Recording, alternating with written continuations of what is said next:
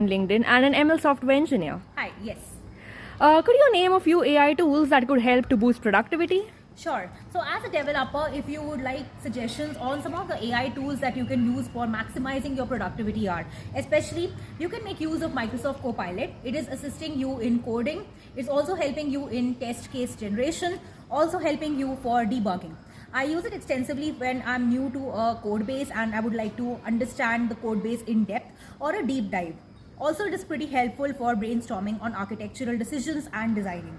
If you are a student or a researcher and you do not have time to go through a lot of research papers, and if you want to get a nutshell of the research papers, then a very important tool that you have to definitely look out is NotebookLM. NotebookLM has assisted me in understanding variety of documents, research papers and articles, and if I want to even prepare or practice on a particular topic, then I leverage NotebookLM to my use.